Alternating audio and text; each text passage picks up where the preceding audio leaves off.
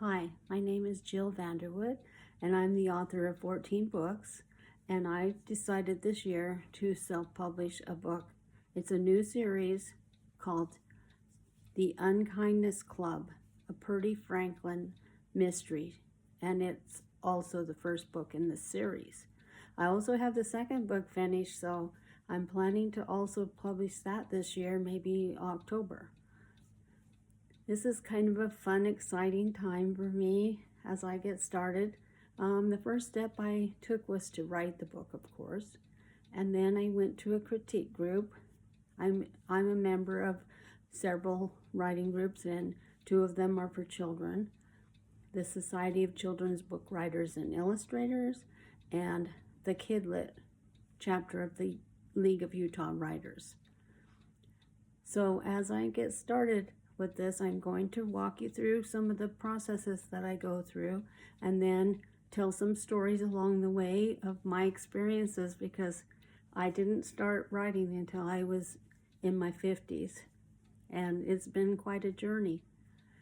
So after I did the critique group and wrote the book, I took the book to some editors and agents at different conferences, and one of the editors just cut me right off.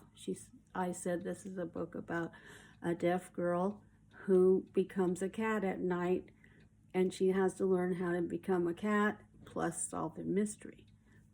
Well, she cut me right off, and she said, we've already published a book about animals this year, so we are not interested. See, sometimes the book might be just a right book, but it's not right for them at that time. So I'm publishing this book myself, and the first step that I have taken is to take the book to a deaf school. The lady who's going to help me is a teacher at a deaf school, and she has 2 deaf children, and plus she's also a writer. So I took the book to her, and she's done some edits on it, telling me what is appropriate for a deaf person. Even though it's a character and she becomes a cat, she's still deaf, and she still has all these challenges. The second character in the book is Rowan, and he is also in a wheelchair. And I want to show that people are more alike than they are different, and we have more in common than we have that are differences. So after that, I have hired a deaf illustrator as a recommendation from the teacher who has critiqued my book, and he is doing some hand signs for the chapters because I want to teach some sign language along the way. And then after that, I'm taking the book to an editor. I always recommend an editor because we cannot catch all of our own mistakes if we try. It'd be ridiculous. And also, you don't want to publish a book with your name on it with a lot of mistakes. Just not a good idea.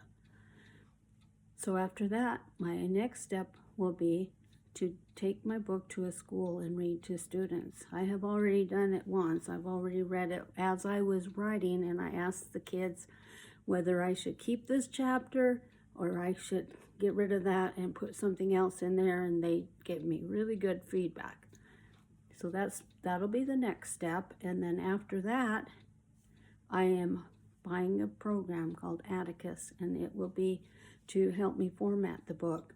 I have never done this before. It's a new experience, and I'm excited about it. So I will be formatting my own book, and if I don't do it right, then I'll hire somebody.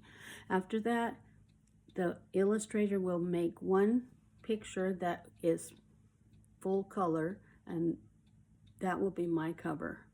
After that, I will have it formatted for the cover. I will write the back cover information, and then the book will be published, and I'll probably try to have some kind of an event, a book signing event afterwards.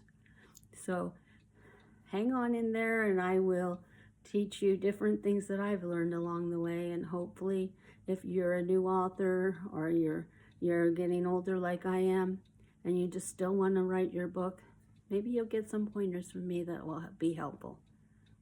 Have a great day. Bye.